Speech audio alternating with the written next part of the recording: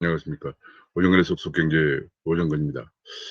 어제 비트코인 가격이 장중 한때 7,500만 원까지 올라가면서 지금 다시 주목을 받고 있습니다. 오늘은 암호화폐 가격이 비트코인이나 혹은 뭐 여러 가지 그 암호화폐 알트코인 가격도 계속 상승하고 있는데 현재 동향은 어떻고 앞으로 전망은 어떻게 될 것인가, 또 투자할 때 유의해야 할 점은 어떤 것인가를 같이 한번 말씀을 나눠보도록 하겠습니다. 제가 준비한 자료를 보면서 같이 말씀을 나누겠습니다.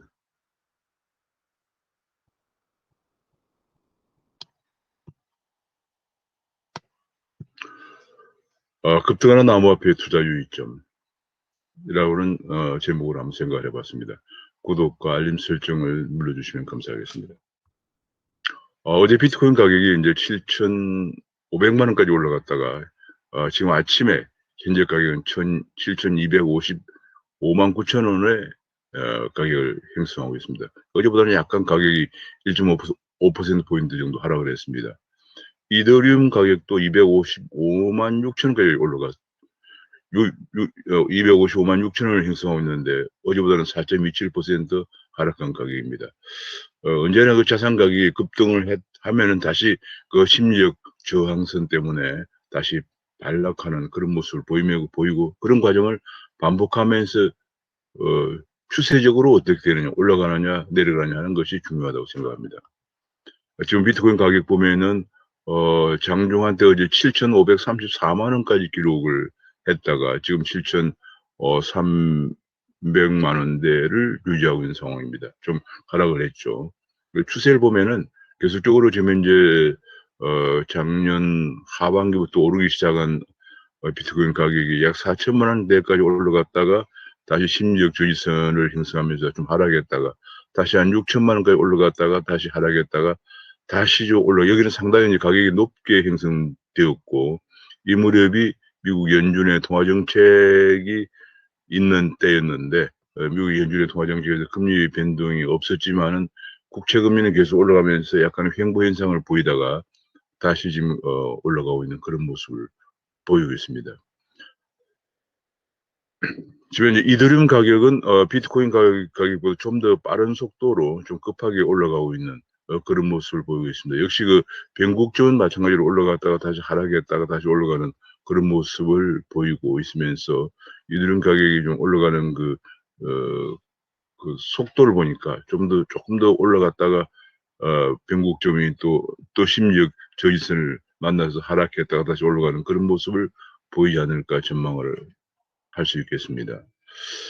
미국에서 보면은 미국에서 비트코인이 지금 이 시간 현재 58,699달러를 기록해서 어제보다는 0.97 퍼센트 하락을 했습니다. 그러니까 이것도 보면 마찬가지입니다. 쭉 이렇게 올라갔다가 다시 이제 하락을 했다가 다시 올라갔다가 이런 모습을 보이는데, 지금 현재 보면은 이게 이제 쭉 올라가는 모습 보이는데, 이것이 지금 현재 최근 미국에서는 다소 횡보를 보이고 있는 그런 모습을 보이고 있습니다.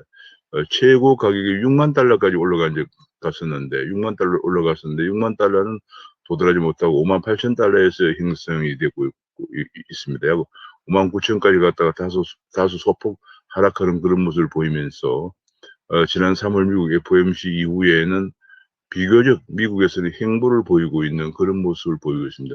잠깐 앞에 한국하고 비교해 보면 한국은 지난 3월 FOMC 이후에 횡보를 보이다가 최근 들어서 4월 말부터 다시 좀 올라가는 그런 모습을 보이고 있습니다. 요 부분이 이제 한국만의 독특한 그 현상이다 이렇게 보여집니다.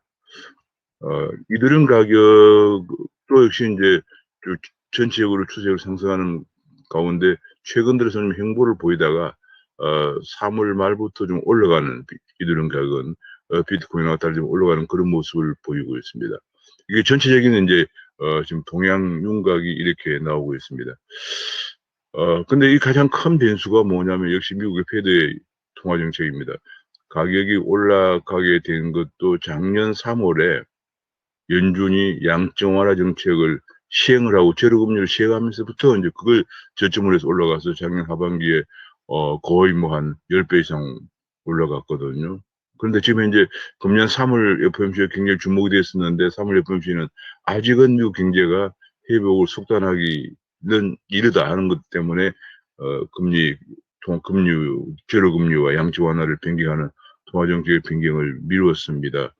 미루면서 지금 이제 달러는 이렇게 약세를 보이고 있는데 결과적으로 이번 최근에 2, 3월은 약간 달러 약세도 횡보를 보이고 있는, 그러니까 지금 현재 미국의 통화정책이 그동안에 계속 달러 약세, 제로금리와 양적 완화로 달러 약세를 보이면서 유동성을 공급보다가 금년 들어서는 국채금리가 10년물 국채금리가 1.7%포인트를 넘어서는 모습을 보이고 있는 것과 마찬가지로 미국에도 이제 경기 회복과 인플레 우려가 대두가 되면서 지금은 조만간에 미국의 그 통화정책 변경이 있지 않겠느냐 하는 것 때문에 달러 약세 기조가 지금 횡보를 보이고 있는 그런 모습입니다.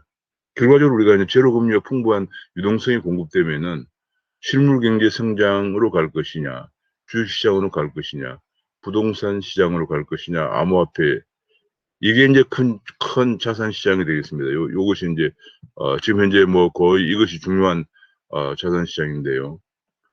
여기서 이제 어느 쪽으로 갈 것이냐 하는 것이 중요한 변수입니다. 그래서 대체로 이제 주식시장 같은 경우에 지금 그동안에 오랫동안에 근 1년 넘는 제로금리 정책과 양적 완화, 지금 현재 거의 5조 4천억 달러 정도 보는 통화가 풀려 있는 상황인데 그런 돈들 때문에 유동성 장세를 보이면서 주가가 계속 상승을 했습니다. 상승을 하고 있었고요.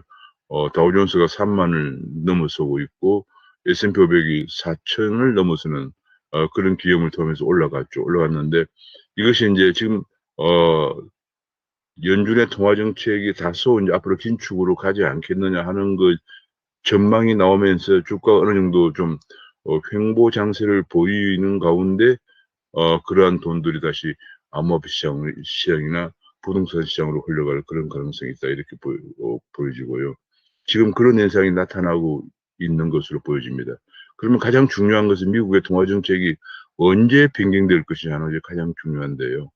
아마도 미국의 이제 8번의 연준의 한국은행 금융통화위원회에 해당되는 것이 연준에는 FOMC라고 그래서 연방공개시장위원 조작위원회가 열리는데 그중에서 3, 6, 9, 12 1년 4번이 연준 의장의 기자회견이 예정돼 있고 또 연준의 경제 전망이 발표됩니다. 그래서 제가 보기에는 연준 의장의 회견을 하지 않는 다른 때보다 3, 6, 9, 12를 주목할 필요가 있는데 이번 3월에는 그냥 넘어갔는데 한 가지 주목되는 점이 3월 달에 그냥 넘어가긴 했지만은 내년에 금리를 올릴 것이라고 하는 연준의 그 FOMC 참여 멤버들의 점도표가 많이 증가했다는 겁니다. 그래서 그걸 보면은 이번에 6월달, 9월달 FOMC가 굉장히 주목이 되는 상황입니다. 그래서 6월 달에도 금리를 올리는 결정은 하지 않겠지만 좀 더 지금 미국에는 코로나의 집단 면역이 빨리 형성되면서 거의 아마 금년 중반 정도로 형성될 걸로 전망이 되면서 하반기에는 경기가 회복될 것이다. 이런 것 때문에 최근에 S&P 500이 4천을 넘어서는 그런 모습까지 보였는데요. 제가 보기에는 그렇게 되면 그래서 6월 달에는 아마도 제 짐작으로는 6월 달에는 금리를 통화정책을 변경하기는 힘들 거고 그런 시그널이 나오지 않을까 싶고요. 한 9월 정도에는 정말로 통화정책을 변경할 가능성도 미국 예상보다 경제 성장 속도가 경제 회복 속도가 빨라지면서 가능성이 있기 때문에 그래서 그렇게 본다면 지금 유동성 장세가 계속되다가 이번 3월을 계기로 해서 다소 횡보 장세를 보이고 있는데 적어도 한 6월달, 9월까지는 유동성 장세가 좀 여파가 지속이 되는 상황이 되지 않겠느냐 그런 생각이 듭니다. 그러다가 이제 실적 장세로 넘어가겠죠. 경제가 회복되면은. 그래서 그런 과정을 생각하면은 지금 암호화폐 가격도 당분간은 조금 더 지금 심리적 저지선을 따라서 올라갔다가 내려갔다 올라갔다 하는 등락을 반복하겠지만은 추세적으로는 한 6월이나 9월 정도까지는 추세적인 상승 모습을 보이지 않을까 하는 것을 조심스럽게 전망을 해보게 됩니다. 문제는 미국의 통화정책 변경이 언제 될 거냐. 그 통화정책 변경이 되려면 통화정책 변경을 끌어내는 실물 경제 회복이 언제 어느 정도 될 거냐. 대개 미국은 미국의 연준의 목표가 물가 상승률 PCE 물가 상승률이라고 해서 개인 소비 지출 물가 상승률인데 그것이 2.0%, 실업률 4.0%를 목표로 하고 있기 때문에 그런 것이 2.0%나 4.0%가 달성되리라고 전망되는 한 6개월 전에 통화정책을 6개월 최소 6개월 전에는 통화정책을 변경하기 때문에 예를 들어서 내년에 물가 상승률, PC 물가 상승률 2.0%가 안정적으로 파월 의장이 몇 번 강조했는데 그냥 한 번 2.0 되는 게 아니고 이 2.0 상태가 안정적으로 유지가 되도록 하는 상황이 될 때까지 되는 것을 지켜본다고 했기 때문에 내년에 만약 그런 상태가 온다 그러면은 아마도 금년 그보다 좀 앞당긴 금년 한 9월 정도에는 통화정책이 변경 가능성도 있지 않겠느냐 하는 생각을 하면서 지금 암호화폐에 투자하시는 분들은 그 점에 굉장히 유의를 해야 한다고 생각을 합니다. 지금 이제 최근에 암호화폐 가격이 올라가고 있는 것은 미국은 올라가고 있는 가장 큰 것이 이제 월가의 큰 손들이 시장에 참여해서 수요가 급증하고 있다. 예컨대 모건 스탠리가 지난 1일에 그 모건 스탠리는 신탁 상품과 비트코인 선물에 투자하겠다는 발표를 했고요. 지난달 30일에 골드만삭스도 비트코인을 투자 상품으로 내놓을 것이라고 발표를 했습니다. 골드만삭스는 이제 이게 그 투자를 했다가 상당히 그 위험이 있는 금융자산은 다 마찬가지지만 그중에서도 위험성이 높은 자산이기 때문에 일단 투자 자산이 2,500만 달러, 282억 이상이 되는 고객을 대상으로 할 것이라고 합니다. 그러니까 미국은 대체로 이제 기관 투자가나 아니면 개인 투자자일 경우에도 고액 투자자들이 허용하는 그런 추세입니다. 우리처럼 그냥 개미들이 다 들어가서 뭐 그냥 손해봤다 아웃 그런 상황을 발생하지 않기 위해서 이런 그 골드만삭스나 모건스탠리 같은 그런 글로벌 큰 투자 은행들은 이렇게 고액 투자 기관 투자가나 고액 투자자들을 대상으로 투자를 허용하는 그것이 또 미국의 그 증권거래위원회에서도 허용을 하고 있고요. 그렇습니다. 그래서 앞으로 이제 그 CNBC 조사에 따르면 글로벌 최고 투자 책임자의 100명을 설문조사했는데 41% 앞으로 비트코인에 많은 돈이 몰릴 것이다. 그렇게 전망을 했다고 합니다. 그렇게 되면서 앞으로 점점 이제 비트코인이 제도권으로 들어오고 이것은 제도권으로 진입하고 있다는 의미로 해석이 되고 있습니다. 자, 이제 그래서 또 이제 하나는 지급 결제 업체들이 대거 참여하고 있습니다. 특히 이제 비자 카드가 3월 29일에 앞으로 비자 카드의 스테이블 코인 USDC라 해가지고 달러에 연동돼 있는 그런 코인을 갖다가 가격이 크게 등락하지 않고 달러에 연동돼 있는 코인을 우리가 스테이블 코인이라고 하는데 이 스테이블 코인 중 하나인 USDC 코인을 시범적으로 비자 카드 결제에 포함시키겠다 하는 발표를 했습니다. 그리고 30일에는 페이팔이 암호화폐를 2,600만 개의 페이팔 가맹점이 있는 페이팔이 암호화폐를 활용한 온라인 구매를 허용한다고 발표를 했어. 2,600만 개 가맹점에서 비트코인을 가지고 구매할 수 있도록 조치를 하겠다고 발표했습니다. 지금 그렇게 되면서 이제 계속 그야말로 가상자산 또는 암호자산의 결제가 개시되면서 블록체인 통화 시대가 성큼 타고 있다 그런 모습이 나오고 여기에 가장 기름을 붓고 있는 게 바로 일론 머스크 테슬라 CEO죠. 테슬라 CEO 머스크는 이제 비트코인으로 테슬라 전기차 구매가 가능하다 하는 것을 발표를 했고요. 올해 안에 미국 외에도 다른 국가에서도 비트코인으로 테슬라 전기차를 살 수 있도록 할 전망이다. 그렇게 발표를 했습니다. 게다가 또 전 세계에 엄청난 체인을 갖고 있는 스타벅스도 비트코인을 받는다고 합니다. 스타벅스에 아마 지금 스타벅스, 페이팔 이런 데서 이제 이렇게 하면서 점점 비트코인의 사용처가 확산되고 있는 그런 모습인데 특히 이제 또 하나 벡트라고 하는 가상자산 파생상품 거래소인데 벡트가 뉴욕 증권거래소와 그 모회사 즉 뉴욕 증권거래소를 운영하고 있는 모회사의 자회사인데요. 가상자산 파생상품 거래소 벡터가 비트코인 등 가상자산을 지갑에 넣고 102개 소매 결제에 사용할 수 있도록 벡터 앱을 출시한다고 발표했습니다. 그 벡터 앱에는 가상자산이나 포인트나 기프트카드 등 온갖 디지털 자산들 모두 저장해서 그것을 바로 비트코인 같은 디지털 자산을 가지고 물건을 구매할 수 있도록 그렇게 그런 앱을 출시한다고 발표를 했습니다. 한국에서도 이마트나 편의점, CGV 같은 데서도 지금 다날의 페이코인이 비트코인과 연동해서 상반기에만 가맹점 7만 곳에서 결제를 추진하고 있고요. 하반기에도 계속적으로 좀 추진해서 지금 뭐 거의 제가 여기 망라해 놓은 걸 보니까 현재 가맹점이 제휴된 데 CU, 세븐일레븐, 미니스톱, KFC, 도미노 피자 뭐 등등, 교보문고, 골프존 등등 있고요. 그 다음에 제휴 가맹점을 추진하고 있는 거에도 이마트라든지 올리브영이나 교촌 치킨이라든지 서브웨이, 버거킹 등등 CGV 뭐 굉장히 많이 있습니다. 그래서 상당히 한국에서 앞으로 비트코인 결제가 이제 거의 상용화될 단계까지 나가고 있다고 보여집니다. 게다가 또 한 가지는 이거 외에도 디파이 열풍이 이제 작년 하반기부터 거세게 불었던 디파이 열풍, 탈중앙화 금융이라고 그러죠. 암호화폐끼리 빌려주고 빌려받는 그런 암호화폐끼리 거래하는 지금처럼 금융회사 같은 금융중개기관의 도움 없이 바로 암호화폐끼리 거래하는 걸 탈중앙화 금융 디파이라고 그러는데요.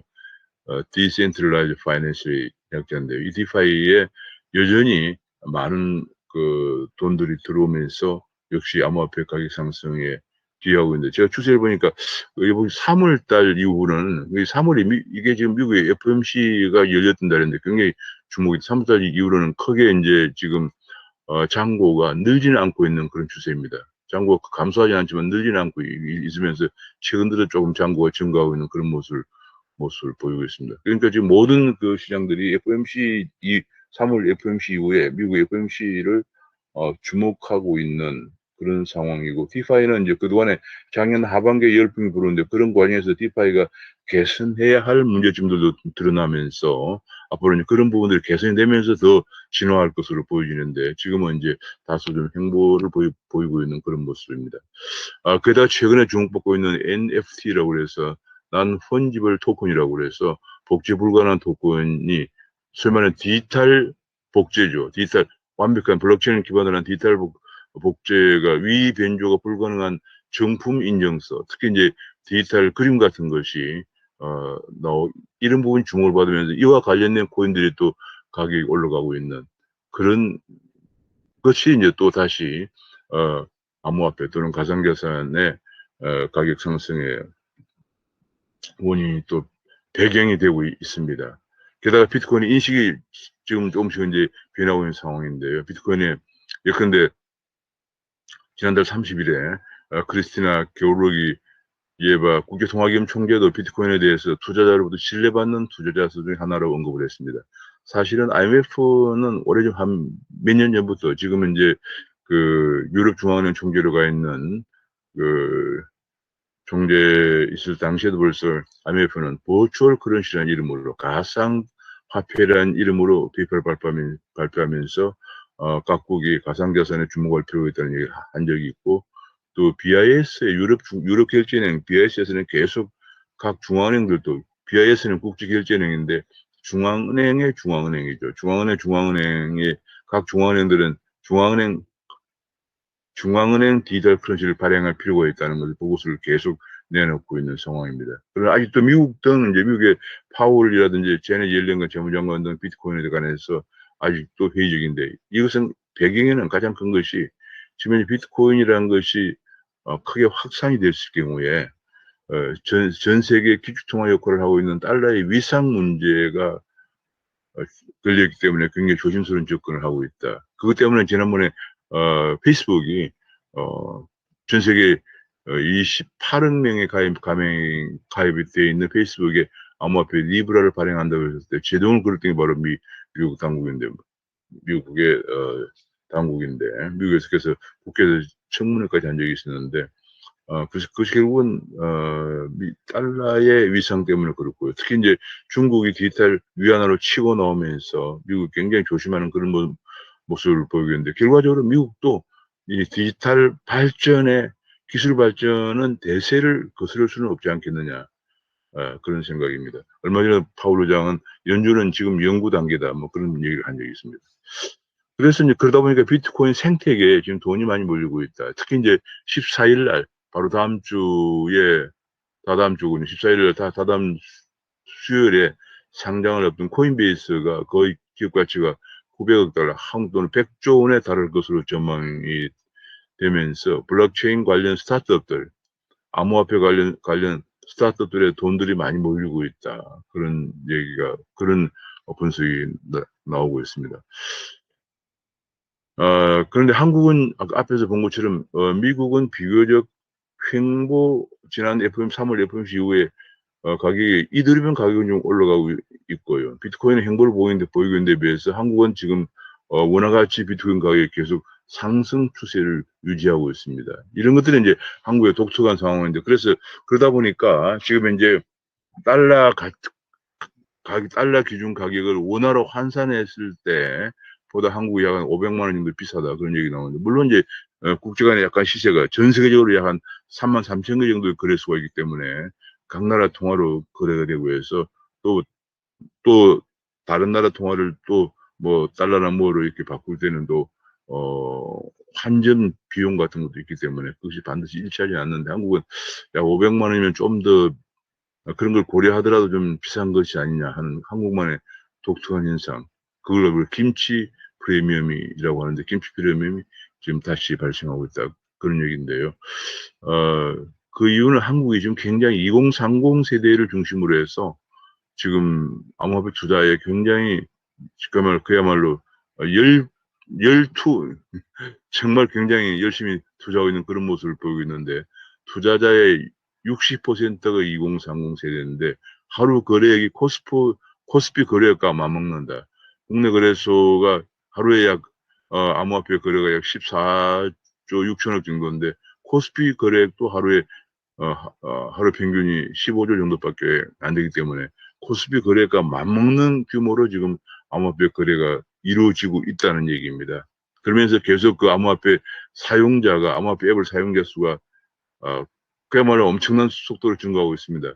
작년 10월만 하더라도 107만 명인데 지금 지난 2월 달에 312만 명으로 크게 증가하고 3배나 증가하고 있을 정도로 지금 투자자가 몰리고 있다, 이렇게 볼 수 있겠습니다. 그런 가운데 2030 세대가 약 59%, 뭐 40대도 22%, 그럼 2030, 40을 합하면은 금액도 81%가 되는군요. 이런 현상을 지금 포모 증후군이다. 포모 증후군이 fear of missing out, 내가 뒤질까 봐서 두려워하는 그런 증세를 포모 증후군이라고 그러는데, 특히 이제 최근에 2030, 조금 넓게는 40까지 집을 장만하지 못한 가운데도 집값이 크게 오르면서, 얼마 전까지는 동학개미라고 그래서 주식 투자, 심지어는 서학개미 해외 투자까지 그야말로 빚을 내서 투자하는 연끌 투자, B2까지 하다가 최근에 이제 그 FOMC에서 금리를 올려야 되는 것이 아니냐, 혹은 국채 금리도 올라가면서 주식시장이 횡보를 보이면서 그 돈들이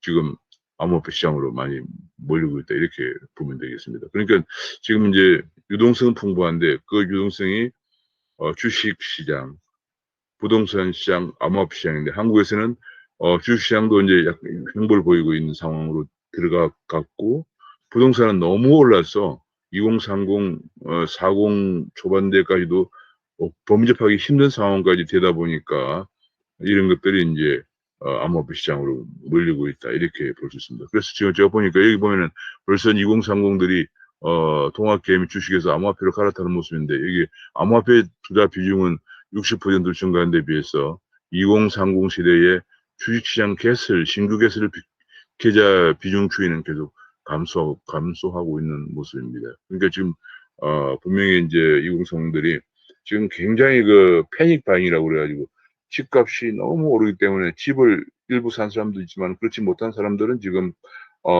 정말 연끌 투자하는 정도로 주식에 매몰됐다가 투자에 몰입하고 있다가 이 주식 어느 정도 상한 이제는 좀 횡보를 보이고 어느 정도 상투를 친 것이 아니냐.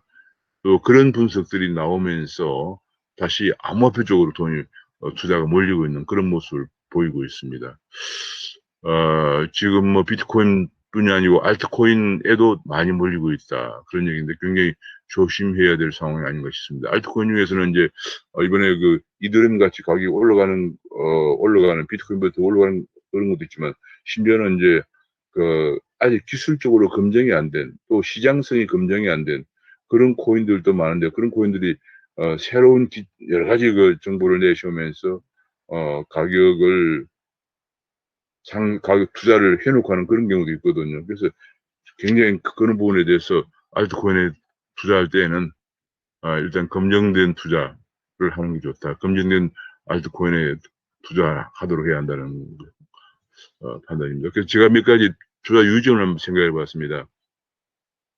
가장 중요한 것이 미국 연준의 통화정책 변경에 유의해야 된다. 이것이 제가 서두에 말씀드린 것처럼 지금까지 지난 3월까지 계속 암호화폐 가격이 올라왔던 것도 미국 연준의 통화정책, 제로금리 정책과 양적완화 정책을 한 작년 3월부터 시작된 거고요. 또 지금 횡보장세를 보이고 있는 것도 미국 연준이 3월 이후에 비록 통화정책을 변경은 안 했지만 계속적으로 지금 국채금리가 올라가고 있고 인플레이션 압력이 대두가 되고 미국 경기는 생각보다 빠르게 회복이 되면서 생각보다 계획보다 빨리 미 연준이 당초 예상했던 것보다 빨리 통화 정책을 변경할 것이다. 그런 얘기 계속 나오고 있기 때문에 제가 계속 그런 정보에 관해서는 같이 공유하도록 하겠습니다. 저도 뭐 한국은행 근무하면서 통화 정책을 다뤄왔기 때문에 그 부분에 대해서 정보들 빨리빨리 입수해서 전달하고 공유해 드리도록 하겠습니다. 그 다음에 이제 지금 그래서 결과적으로 유동성이 얼마나 보이느냐. 그 다음에 이제 자산시장, 주식시장, 부동산, 암호화폐시장을 이제 종합적으로 봐야 됩니다. 종합적으로 고려해서 투자 타이밍을 정하는 게 가장 중요합니다. 일반적으로 보통 이제 중앙은행에서 유동성을 많이 풀 경우에는 먼저 가장 빠르게 주식시장으로 이동을 하고 그 다음에 주식시장에서 어느 정도 진행된다면은 부동산 시장으로 옮겨가고 그리고도 이제 그 다음에 이제 암호화폐 시장 이렇게 옮겨가는 경우도 많고요. 암호화폐도 일종의 금융시장이기 때문에 주식시장과 암호화폐 시장이 같이 가는 그런 경우도 있는데 이런 것들을 사이클을 계속 이루고 있기 때문에 이루는 사이클을 보이고 있습니다. 그래서 이런 첫째로는 경기와 중앙은행의 통화정책에 따른 유동성 문제를 먼저 항상 점검을 하고 그 유동성이 풀릴 때는 주식이나 부동산 암호화폐 시장의 동향을 점검하고 또 반대로 유동성이 긴축이 될 때는 또 거꾸로 이제 또 주식이나 부동산 암호화폐 시장을 종합적으로 봐야 되는 그래서 투자 타이밍을 선정하는 가장 중요한데 지금 한국에서는 이제 주식은 약간 횡보를 보이고 코스피가 3천 선을 도달하면서 계속 지금 횡보를 보이고 있는 상황입니다. 사실은 주식은 그동안 작년부터 이제 거의 우리나라에서 동학개미의 힘으로 2천에서 3천까지 올라갔는데 그 정도 뭐 하나 바뀌는 데는 굉장히 테이크업 하는 데는 그 전에 1,000에서 2천 올라갈 때도 간접 투자 보험이 들어왔고요. 그 다음에 또 이제 미국에 양적 완화가 있었고 2천에서 3천 갈 때는 동학개미와 또 역시 또 미국에 양적 완화가 있었고요. 그래서 그런 커다란 모멘텀이 있어야만이 더 올라갈 수 있는 그런 것이기 때문에 주식시장은 아마 또 다른 큰 모멘텀이 없이는 이 선에서 등락을 보일 것으로 예상이 되는데 그래서 이제 그리고 집값은 너무 올랐기 때문에 유공성들이 암호화폐 시장을 통해 몰리는 이런 모습을 보이고 있다고 하겠습니다. 그러나 암호화폐 시장도 언제나 리스크가 있는 것이기 때문에 여유 자금으로 소액 투자를 해야 됩니다. 이거 정말 아까 앞에서 미국에서 이제 골드만삭스나 메릴린치 같은 데에서는 거액 투자자들의 투자만 받아준다고 개인이 이제 자기 책임으로 자기 하는 것은 어쩔 수가 없고 글로벌 IB들이 투자할 때는 IB들의 책임도 있기 때문에 거액 투자자만 받아주는 이유가 바로 이겁니다. 여유 자금으로 투자해야 된다는 거죠. 여유 자금으로 소액 투자를 본인 기준으로 언제나 그렇게 해야 리스크가 없다. 나중에 뭐 한국에서는 제일 큰 문제가 금융자산에 투자를 해놓고 나서는 나중에 손실을 보면은 내 책임이 아니다. 금융회사 판매에서 책임다고 난리를 피면서 소송도 제기하고 그런 문제가 계속 있는데 본인이 일단은 여유자금으로 소액 투자를 하는 것이 가장 중요하다. 그 다음에 이제 자산, 제가 아까 앞에서 본 것처럼 비트코인 뿐이 아니고, 작년에부터 작년 3월 저점으로 해서 비트코인은 한 10배 정도 올랐고요. 그 다음에 이더리움은 한 17, 8배 정도 올랐거든요. 그런 걸 생각해서 계속 비트코인 외에도 알트코인도 많이 이제 또 더 오르는 알트코인이 없나, 이렇게 이제 하는 투자자들 찾아보는 투자자들도 많은데 그런 것은 언제나 고수익으로 이게 날 거란 유혹을 하는 듣보잡 화폐는 조심해야 됩니다. 듣도 보도 못한 그런 잡코인들은 조심해야 한다. 그런 얘기죠. 그래서 기술적으로 항상 코인에 기술적으로 문제가 생기는 것도 있어요. 코인이라는 게 일종의 그 프로그램으로 개발하는 거잖아요. 그런데 기술적으로 문제가 없다. 그 다음에 문제가 없는지. 그 다음에 시장 수요면 기술적으로 문제가 없는 경우에도 시장에 수요가 없는 경우가 있어요. 이 코인이라는 거 지금 현재 전 세계적으로 한 8천 개 이상이 이제 발행되어 있는데 대체로 그 나름대로 특별한 목적을 가지고 만들어진 겁니다.